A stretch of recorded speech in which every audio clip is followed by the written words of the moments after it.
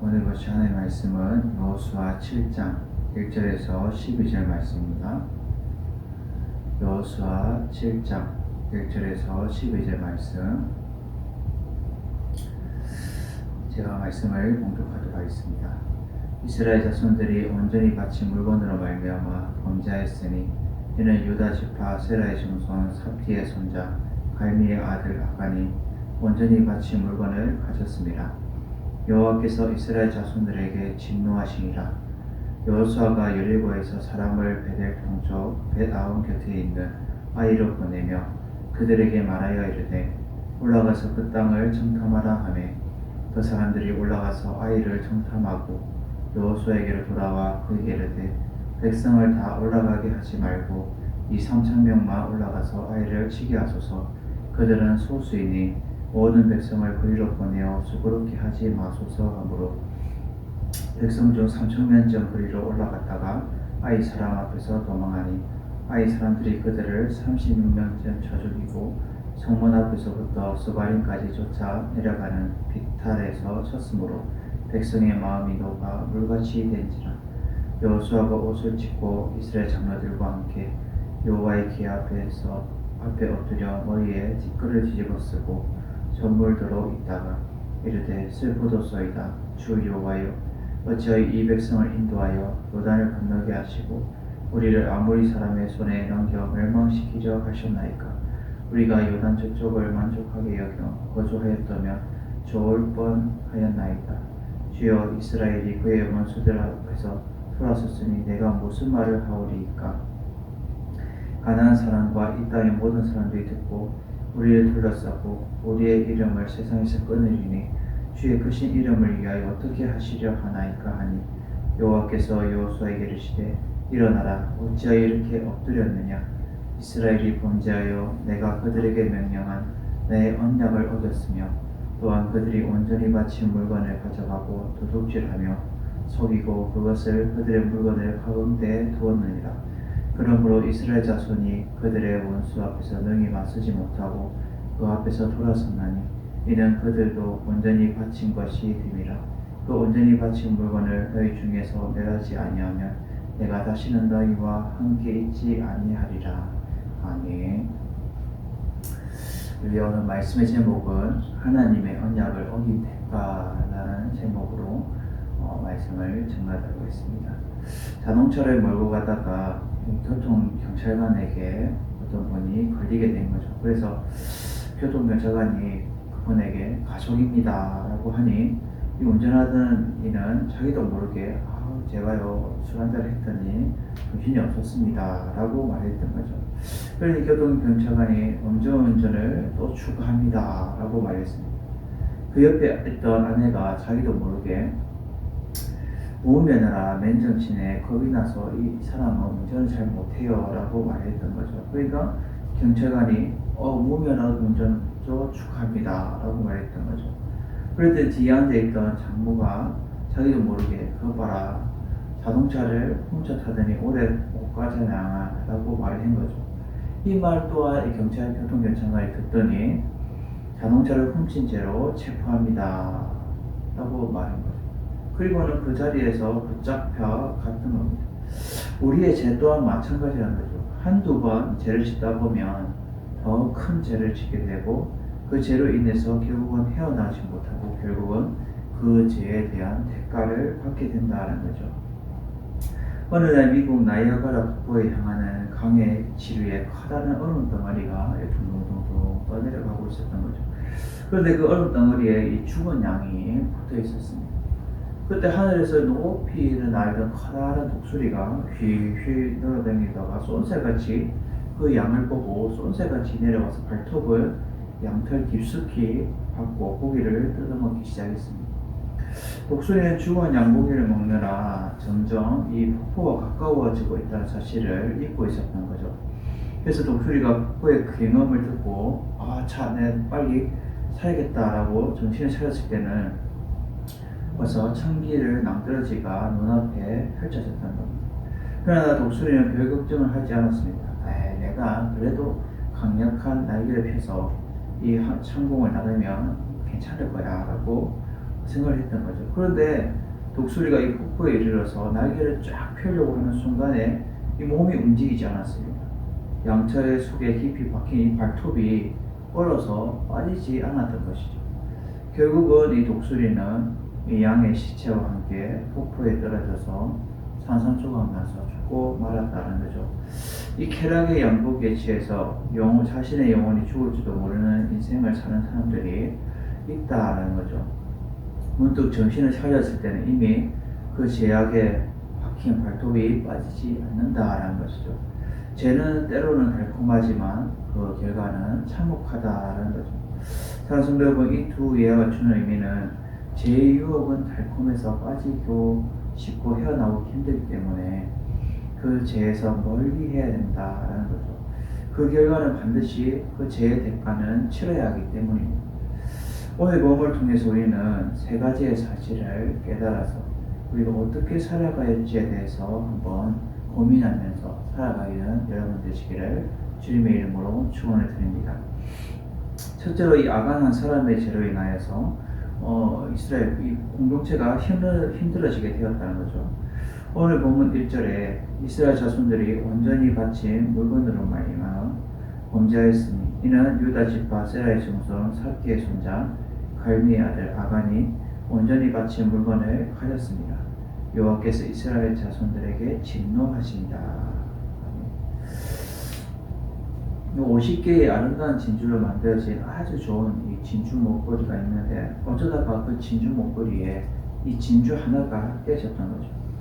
그것은 정품으로의 가치가 있을까라고 선생님은 그 모여있는 학생들에게 물었습니다. 이때 하나 학생이 선생님 그것은 장난감이 될 수 있을지 몰라도 누구도 그 진주 목걸이는 사지 않겠어요 라고 말한 거죠. 아무리 싸게 판다해도 그것을 사서 목에 걸고 다니는 사람은 없어요 라고 다른 어린이가 말했습니다. 선생님 그것은 장난감으로도 사용할 수 없어요. 왜냐하면 불량품 장난감 누가 가지고 놀아요 라고 아무도 가지고 놀지 않기 때문에 버려야 돼요 라고 말했던 거죠. 이러한 말들을 듣고 있던 한 어린이가 말했습니다. 선생님 그 깨진 것을 새 것으로 바꾸면 안 되나요? 그러면 정품이 될 수 있지 않을까요? 다른 어린이가 말하기를 그 공동체 이미 깨진 것이야. 다른 것을 넣으면 모양과 색깔이 달라. 상품의 가치가 없어. 그것을 버려야 돼요 라고 했던 거죠. 이때 선생님은 학생들의 그 모든 말 속에 이제 말 듣고 말을 했던 거죠.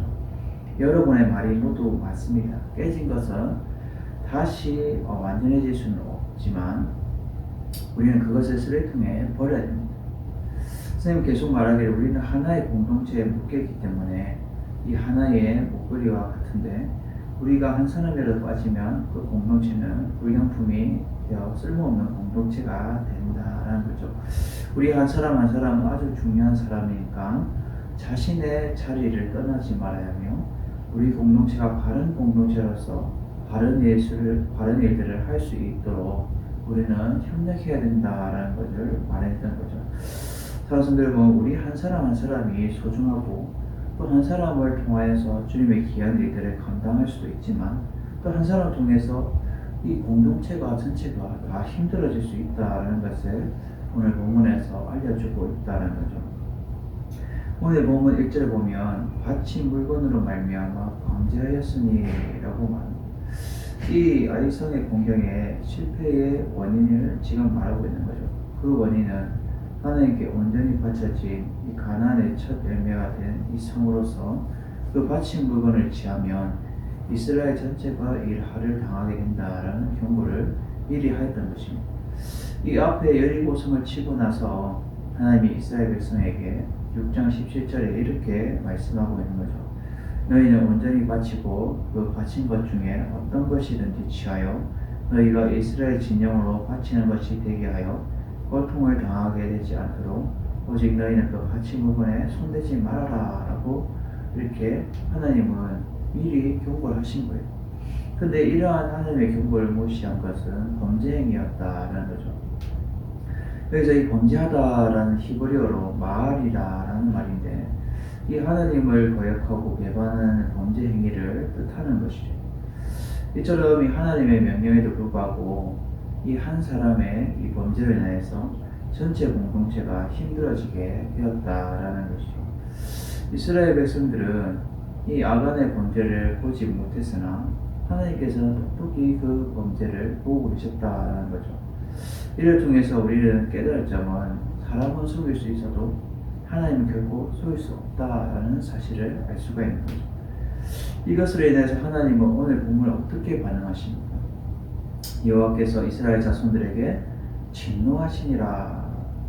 여기서 여호와의 진노는 범죄한 아간 한 사람에게만 해당되는 것이 아니라 지금 이스라엘 전체에게 영향을 미치게 되었던 거죠. 어떻게 하나님은 한 사람 이 아간에게만 벌을 내리지 않고 이스라엘 민족 공동체 전체에 영향을 끼치게 되었을까요? 이 이스라엘 민족은 하나님의 언약의 공동체였고 인간은 그 공동체의 일원이었던 것입니다. 결국 이 한 사람의 범죄로 인하여서 이 언약의 공동체, 이스라엘 전체가 범죄가 되어버린 거죠. 이 범죄로 인하여서 하나님은 불붙듯이 지금 이 이스라엘 민족 전체에게 진노하고 계시다라는 거죠. 사랑성도 여러분의 한 사람 한 사람이 하나님 안에서 언약의 공동체다라는 거죠. 여러분이 하나님에게 온전하게 바쳐야 될 그 삶과 예물을 구별해서 드려야 되는 겁니다. 그렇지 않으면 이 가정과 교회, 공동체가 모두가 힘들어지게 되는 것이죠. 이러지 않기 위해서는 우리는 날마다 하나님이 원하시는 그 삶과 예물을 우리는 구별해서 우리가 드릴 수 있는 여러분들이 되셔서 여러분들이 어려움을 당하지 않기를 주님의 이름으로 축원을 드립니다. 두 번째로 이 죄의 결과를 무시했던 이 아이성에서 패배를 당하게 되었다라는 거죠. 결국 이 죄의 결과를 무시했던 이 아이성에서 패배를 당한 거죠. 오늘 본문 3절에서 5절 말씀을 제가 공독하도록 하겠습니다. 여호수아에게로 돌아와 그에게 이르되 백성을 다 올라가게 하지 말고 2,3,000명만 올라가서 아이를 치게 하소서.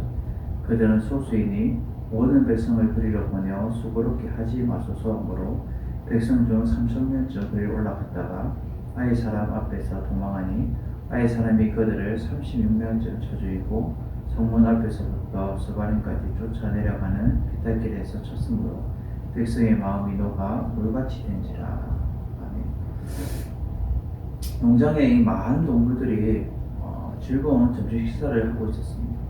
어린 망아지가 어미 망아지에게 이제 불평을 토로하게 된 거죠. 엄마, 저 돼지 좀 보세요. 아무 일도 안 하고 그냥 먹기만 하잖아요. 이건 정말 불공평해요. 우리는 일하는 것에 비해서 머리가 더 있어야 돼요. 라고 이 어린 망아지가 어미 망아지에게 말한 거죠. 이 어미 망아지가 어린 망아지를 핥으면서 이렇게 말했습니다. 아가야, 좀 기다려보렴. 그 이유는 시간이 지나면 알게 될 거란다. 그 농장에 그 풍요로운 가을이 찾아왔고, 그런데 갑자기 이 돼지가 농부의 손에 의해서 어디론가 끌려가고 있는 것이었어요. 이것을 본 이 망아지가, 어린 망아지가 어미 망아지에 물었죠. 엄마, 집 돼지가 어디로 끌려가요? 어디로 가는 거예요? 라고 물은 거죠. 그제서야 어미 망아지는 알아내는 듯이 어린 망아지에게 말했습니다. 돼지는 많이 먹고 살이 찌면 죽는단다. 그래서 주인 어른은 돼지에게 많은 먹이를 주는 거란다 라고 말했다. 이 예화는 주는 의미는 죄를 많이 우리가 짓게 되면 그 결과는 영적인 죽음에 이르게 된다는 것을 우리에게 알려주고 있다는 거죠. 죄를 짓고 그것을 무시하고 내가 방관하게 되면 결국은 하나님 앞에서 패배하기 때문에 그때그때마다 죄를 회개하고 씻고 나가야 된다라는 것을 우리에게 알려주고 있다라는 것이죠. 오늘 본문 3절에 이 아이성을 정탐하고 온 정탐꾼들이 뭐라고 말합니까?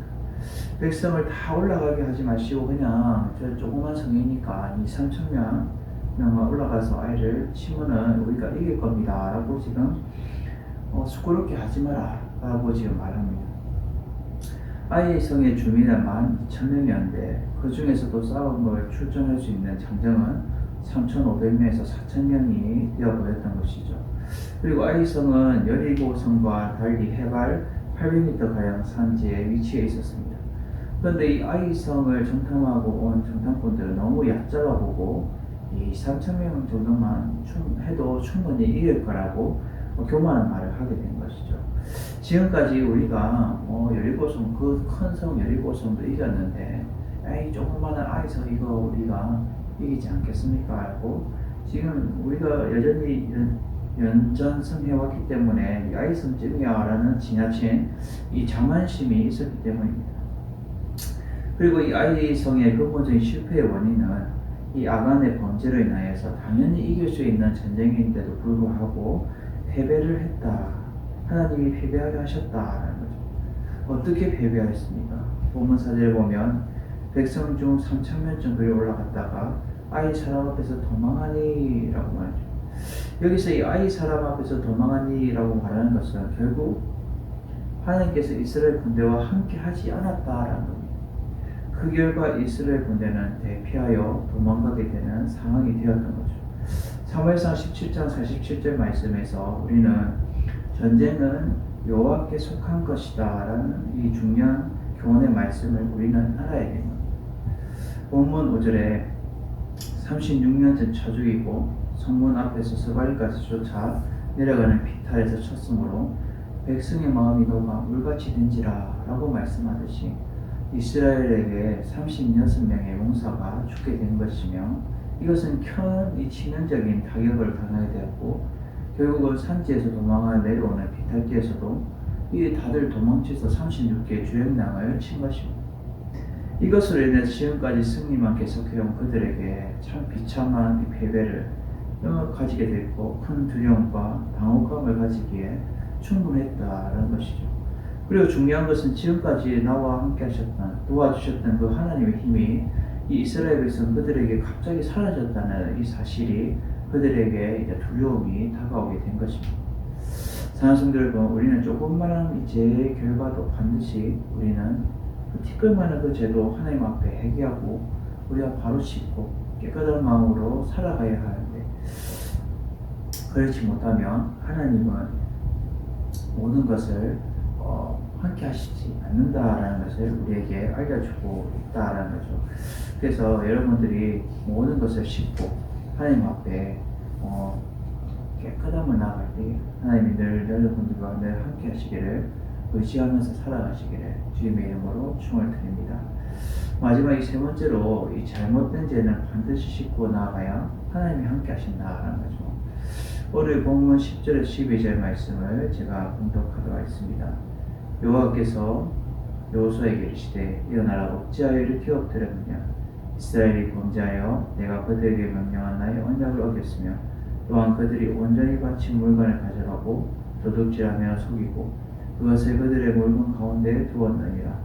그러므로 이스라엘 자손이 그들의 원수 앞에서 능히 맞서지 못하고 그 앞에서 돌아섰나니 이는 그들도 온전히 바친 것이 됨이라. 그 온전히 바친 물건을 너희 중에서 멸하지 아니하면 내가 다시는 너희와 함께 있지 아니하리라. 아멘. 영국의 이 대철학자요, 이 수학자였던 알프레드 화이트헤드는 젊은 시절 이 학문에 심취하여서 신앙에 대해 깊은 이 회의에 빠지게 되었던 것이죠. 그기야 그 교회에도 그는 너무 심하다 보니까 잘 나가는 그 교회도 출석하지 않게 되었던 거였죠. 그래서 세월이 흘러 그도 어느덧 인생의 이 항온기에 접어들게 되었습니다. 하루는 그가 사는 이 도시에 이 폭설이 내려서 눈이 많이 내려 차가 이제 못 움직이게 될 정도로 이 폭설이 내게 된 거죠. 그래서 서둘러 집으로 돌아오던 그는 한 노파가 눈구덩이에 빠져있는 것을 눈으로 보게 되었습니다. 그는 얼른 노파를 구해주었습니다. 너희는 그에게 고맙다고 하면서 이렇게 물었습니다. 나에게 이렇게 큰 친절을 베푸시는 것 보니까 깊은 신앙심을 가지고 있는 분이 분명한데 어느 교회에 출석하고 계십니까? 라고 물었던 거죠. 그가 이제 신앙생활을 하지 않는다라고 대답했더니 이 노파는 참 의외입니다 라고 이렇게 반문한 거죠. 이렇게 말하니까 아니 다 늙어서 어쩌자고 아직도 예수님을 믿지 않는단 말이요. 그러다가 나처럼 뜻밖의 사고를 당하면 어쩌려고 그러시오 라고 이 할머니는 말을 했던 거죠. 난 저 눈구덩이에 죽을 줄 알고 열심히 찬송을 부르고 있었구만 라고 그는 이 확신에 찬 대답을 듣고 나서 이 화이트 헤드는 그동안에 자기가 열심히 탐구해왔던 학문에 대한 회의가 이제 들기 시작했던 거죠. 결국 그는 신앙을 다시금 회복하게 되었습니다. 의인은 대철학자인 알프드 에드 화이트를 다시금 하나님을 붙들도록 이 해결을 시켰다는 것이죠. 이 잘못된 죄는 반드시 씻고 다시 하나님께서 그 씻고 나아간 자에게 다시 회개하고 나아간 자에게 하나님이 함께 하신다라는 것이죠. 오늘 보면 10절에 하나님은 여호수아에게 말씀하십니다. 일어나라 어찌하여 이렇게 엎드러져 있느냐. 이 말은 힘을 내어서 하나님의 언약이나 신실성을 절대 의심하지 말고 아이성의 패배로 인하여서 다시는 그런 일이 없도록 노력해라 라고 지금 하나님은 말씀하고 계시다는 거죠. 11절에 이스라엘이 범죄하여 내가 그들에게 명령한 나의 언약을 어겼으며 또한 그들이 온전히 바친 물건을 가져가고 도둑질하며 속이고 그것을 그들의 물들 가운데 두었느니라. 지금 이스라엘 백성들이 하나님의 뜻을 거스리는 이 죄를 범하는 것을 결코 용납하지 않으신다는 거죠. 그래서 11절에 이 이스라엘 범죄하여라고 첫 소두에 이를 말하면서 하나님께 바치는 물건을 취하면 너희들은 반드시 화를 당하게 될 것이다. 또 규정을 어겼다. 진짜 그러면 너희는 화를 면치 못할 것이다 라고 지금 말하고 있다는 거죠. 그러나 이렇게 화를 당하게 될 것으로 끝나는 것이 아니라 지금 하나님은 다시금 12절에 다시 한 번 더 그 잘못에 대해서 너희는 돌이키고 회개하는 자세로 나아가야 될 것에 대해서 말씀하고 있다는 거죠. 그러므로 이스라엘 자손들이 그들의 원수와 변능히 맞서지 못하고 그 앞에서 돌아섰나니 이는 그들도 온전히 바친 것이 됨이라. 그 온전히 바친 물건을 너희 중에서 멸하지 아니하면 내가 다시는 너희와 함께 있지 아니하리라 라고 말씀하죠. 이 말씀 결국 이 아이성에서 패배하였지만 하나님이 이 이스라엘 너희들이 다시 그 바쳐야 될 물건을 다시 하나님께 바치고 아간의 그 죄로 인하여서 다시 회복되어야 된다, 씻어야 된다 라고 지금 깨닫게 해주시면서 그들이 온전히 바치지 못한 것을 온전히 바친 것으로 눈을 감아주시고 다시 잘못에 대해서 회개하고 돌이키는 자세로 너희들은 나아가야 된다라고 지금 말하고 있다는 거죠. 그리고 지나간 것에 대해서는 내가 다시는 묻지 않겠다라고 하나님이 지금 말하는 거죠. 언약의 백성들과 나는 함께 할 것이다 라고 지금 말씀하고 계시다는 거죠. 사랑성도 여러분, 우리도 살아가면서 하나님 앞에 지은 죄가 있다면 빨리빨리 우리가 그때그때마다 적극적으로 하나님 앞에 회개하고 돌이키고 나아가는 자세로 우리가 살아가야 됩니다. 그럴 때에 하나님이 우리와 함께 하시지, 안 그러면 하나님이 우리와 함께 하지 않는다는 거죠. 사랑하는 성도 여러분, 우리는 오늘 말씀을 통해서 주는 메시지는 하나님의 이 언약 백성 중에 한 사람을 통해서 공동체가 어려움을 당하지 않기 위해서는 우리는 죄를 씻고 나가야 한다라는 것을 알려주고 있습니다. 그럴 때에 하나님이 함께 하시고 도와주신다라는 거죠. 늘 우리 삶 속에서 하나님의 뜻대로 우리가 살아갈 때에 우리가 하나님의 그 말씀에 순종하면서 우리가 날마다 하나님 함께 하신다라는 것을 믿고 나가는 자세가 중요하다는 거죠. 그리고 우리가 죄를 바로바로 씻고 하나님 앞에 온전한 자로 우리가 살아가서 이 세상에서 승리할 수 있는, 그 삶 속에서 늘 승리할 수 있는 여러분들 되시기를 주님의 이름으로 축원을 드립니다.